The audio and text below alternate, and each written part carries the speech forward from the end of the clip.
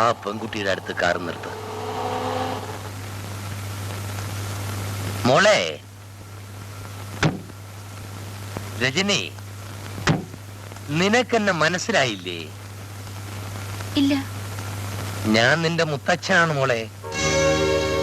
എന്റെ മോൾ ഇന്ന് കോളേജിൽ പോണ്ട, മുത്തച്ഛന്റെ കൂടെ വാ. ഇല്ല, ഞാൻ വരില്ല. വാ മോളെ, നമുക്ക് വീട്ടിലേക്ക് പോവാം. മുത്തച്ഛൻ തന്നെ മോളെ തിരിച്ചുകൊണ്ട് വിടുകയും ചെയ്യാം. എന്നെ വിളിക്കണ്ട, ഞാൻ വരില്ല.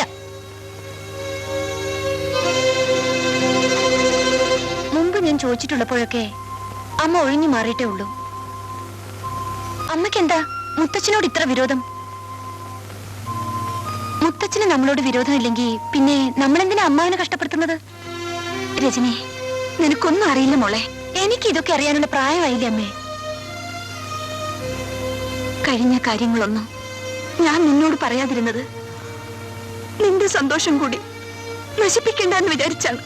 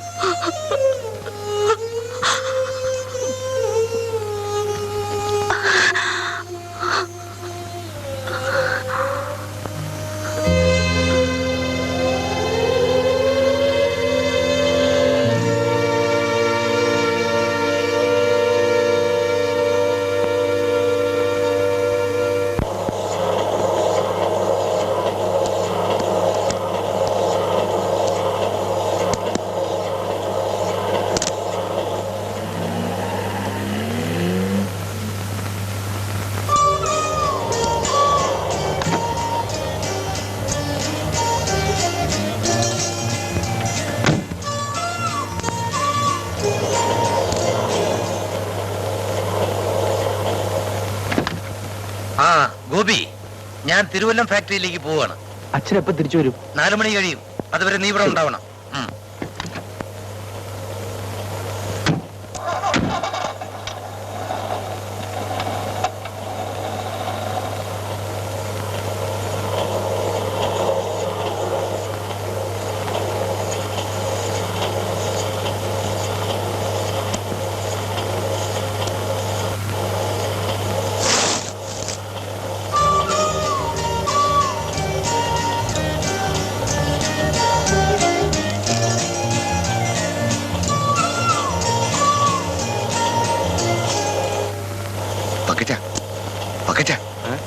ഈ സാവിത്രി ഒരു സാധനം തന്നെയാണല്ലോടാ.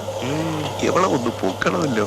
എന്നാ രവി സാറിന്റെ ഇവിടുത്തെ കോൺട്രാക്ട് പണി അതോട് കൊച്ചുമാരുടെ പാർട്ടിയാ. മുതലാളിമാരാണ്, മനുഷ്യത്വം ഇല്ലാത്തവരാണ്, കാര്യം കഴിഞ്ഞാൽ തിരിഞ്ഞു നോക്കാത്തവരാണ്, സൂക്ഷിക്കേണ്ടത് പെണ്ണുങ്ങളാണ്. ഓരോരുത്തരുടെ ഉപദേശം കേട്ട് കേട്ട് ഞാൻ മടുത്തു പോവേട്ട. ആളുകൾ അങ്ങനെ പലതും പറയും. നീ എന്നെ എങ്ങനെ കാണുന്നു എന്നുള്ളത് മാത്രമേ പ്രശ്നമുള്ളൂ. നാട്ടുകാരുടെ മുമ്പിൽ ഗോപേട്ടന്റെ ഭാര്യയായി ഞെളിഞ്ഞു നടക്കാനുള്ള ആഗ്രഹം കൊണ്ടല്ല ഉടനെ കല്യാണം നടത്തണമെന്ന് ഞാൻ പറയുന്നത്. 1-2 മാസം കൂടി കഴിഞ്ഞാൽ പിന്നെ ഒന്നും ഒളിച്ചു വെക്കാൻ പറ്റില്ല. വിവാഹത്തിന് മുൻപ് ഗർഭിണിയാണെന്ന് ആളുകൾ അറിയുന്നത് ഏത് പെണ്ണായാലും നാണക്കേടല്ലേ ഗോപേട്ട? എന്നായാലും നീ എന്റെ ഭാര്യയാകേണ്ടവളാണ്. പക്ഷേ അച്ഛന്റെ അനുവാദങ്ങൾ ഉണ്ടായാൽ കൊള്ളാമെന്ന് എനിക്ക് ആഗ്രഹമുണ്ട്. അതാണ് നമ്മുടെ ഭാവി ജീവിതത്തിന് നല്ലത്. അച്ഛൻ സമ്മതിച്ചില്ലെങ്കിലോ? അത് തന്നെയാണ് ഞാനും ആലോചിക്കുന്നത്.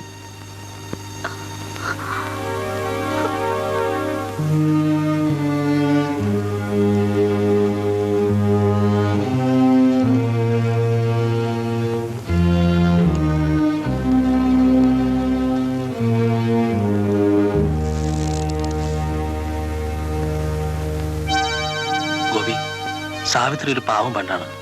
4 പേര് അറിഞ്ഞ് നാട്ടിൽ പാട്ടാകുന്നതിന് മുമ്പ് അവളെ നീ ഭാര്യയാക്കണം. എന്താ ഗോപി, നിനക്ക് വേറെ ആരോടെങ്കിലും ആലോചിക്കാനുണ്ടോ? ഞാൻ വേറെ ആരോട് ആലോചിക്കാനാ വാസു? എനിക്ക് വേറെ ആരാ സുഹൃത്തുക്കൾ? കൊച്ചുനാൾ മുതൽ നീ അറിയാത്ത എന്തെങ്കിലും എന്റെ ജീവിതത്തിലുണ്ടായിട്ടുണ്ടോ?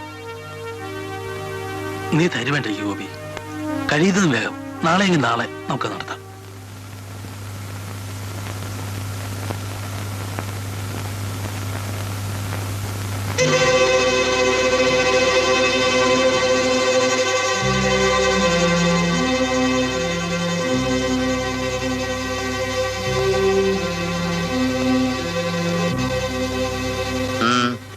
എന്താ?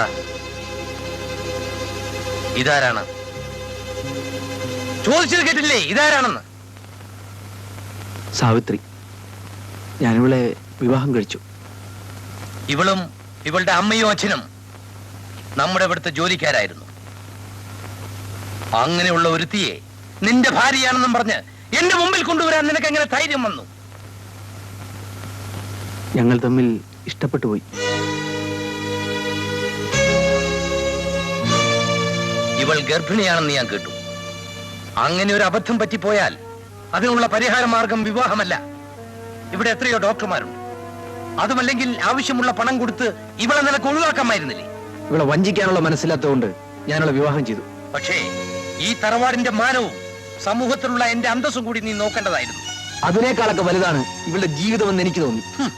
നിന്റെ പ്രായമാണ് നിന്നെ കൊണ്ടത് പറയിക്കുന്നത്. ഗോപി, ഇനിയും സമയമുണ്ട്. ഇവൾക്ക് ആവശ്യം നിന്റെ സ്നേഹമല്ല, പണമാണ്. അച്ഛന് പണത്തിന്റെ കണക്കുകൾ മാത്രമേ മനസ്സിലാവൂ. മനുഷ്യന്റെയും സ്നേഹത്തിന്റെയും വില അറിയില്ല. നീ ഇവളെ ഉപേക്ഷിക്കുന്നുവല്ലയോ? ഇല്ല, അതിനല്ലേ ഞാനിവളെ സ്വീകരിച്ചത്. എങ്കിൽ എനിക്ക് നിന്നെ ഉപേക്ഷിക്കേണ്ടി വരും. അച്ഛൻ ഞങ്ങളുടെ ബന്ധം അംഗീകരിക്കുന്ന പ്രതീക്ഷിച്ചല്ല ഞാൻ വന്നത്. ഒരു സാമാന്യ മര്യാദ കാണിച്ചെന്ന് മാത്രം.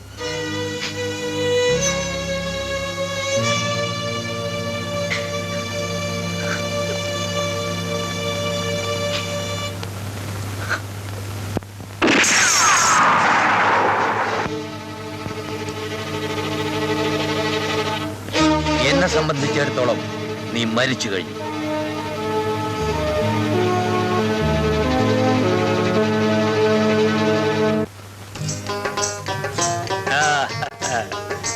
പുതിയാപ്പിളിനെയും പുതിയ വണ്ടിയും കാണാൻ തന്നെയാണ് നമ്മൾ വന്നിരിക്കുന്നത്. നിങ്ങൾ കുത്തിരിക്കി വെറുതെ കണ്ടാ പോരാ, അവർക്ക് നിങ്ങൾ അനുഗ്രഹിക്കുകയും വേണം. അതുണ്ടല്ലോ മോനെ. അന്റെയും ഓടെയും മനസ്സ് നല്ലതാണ്. അപ്പൊ പിന്നെ പടച്ചോ നിങ്ങൾക്ക് ഒരു ബുദ്ധിമുട്ടും വരുത്തില്ല. ഞങ്ങള് വീട്ടിൽ പോയിരുന്ന കാതർക്ക. അതൊക്കെ നമ്മൾ അറിഞ്ഞ് നീ അതൊന്നും കാര്യമാക്കണ്ട. നിങ്ങൾക്കൊരു കൊച്ചുണ്ടായിക്കോട്ടെ. ആ പഹയന്റെ പിണക്കമൊക്കെ അപ്പത്തീരും. ആ കേട്ടോ സാവിത്രി, നല്ല പെണ്ണുങ്ങൾ കെട്ടിയന്മാരിക്ക് സ്വർണ്ണ മോതിരത്തിലെ വൈരക്കല്ല് പോലാണ്. വൈരക്കല്ലിന്റെ തിളക്കമാണ് സ്വർണ്ണ മോതിരത്തിന്റെ പവർ. നീ ശരിക്കണ്ട. ഇത് അനക്ക് പടച്ചോൻ സ്വർഗത്തിൽ നിന്ന് അയച്ചു തന്ന ഒരു സമ്മാനമാണ്. ഈ വൈരക്കല്ല് എപ്പോഴും നിന്റെ കൽബിൽ സൂക്ഷിച്ചു വെച്ചോണം. ചായ. എന്താ ബാസു ഇത്? ഒരു പെണ്ണിവിടെ മല പോലെ നിൽക്കുമ്പോ നീ അടുക്കള പണിയൊക്കെ ചെയ്യണത്? പുതിയ പെണ്ണല്ലേ കാതർക്ക, പണിയെടുപ്പിക്കാൻ പാടുണ്ടോ അല്ലേ? പിന്നെ അങ്ങനെ മണവാട്ടി ചാമയൊന്നും വേണ്ട. ചായ എടുത്ത് എല്ലാവർക്കും കൊടുക്കാം.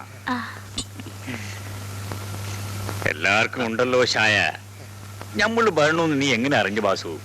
അതല്ലേ കാതർക്ക മനസ്സിന്റെ ഒരു പൊരുത്തം എന്ന് പറയുന്നത്. നീയാടാ വമ്പൻ. അപ്പോഴേ ഗോപി, ഇനിയിപ്പോ എന്താ എന്റെ പരിപാടി?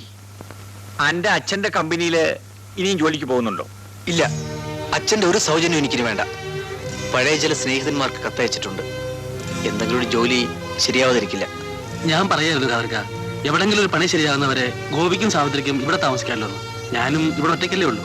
അതാ നല്ലത്. അത് തന്നെയാ ഞമ്മളും പറയാൻ വന്നത്. പക്ഷെങ്കിൽ ഒരു കാര്യം, ബാസു ഒരു അമ്പറന്നോന, അവനെ കൊണ്ട് നീ അടുക്കള പണി ചെയ്യിക്കും. ഇല്ല ഖാദർക്ക. ആ എന്നാ അടുക്കളോട് ചെല്ലും. ഇന്ന് ഉച്ചക്ക് ഷാപ്പാട് വിടെ. എന്താടാ പോക്കറെ? അതെ, പക്ഷെ കോഴി വേണം. കോഴി നമ്മുടെ വക. നീ ശാന്തയിൽ പോയി 2 കോഴിനെ വാങ്ങിച്ചിട്ട് വാ. ഉഷാർ. പക്ഷേ കായ് വേണം.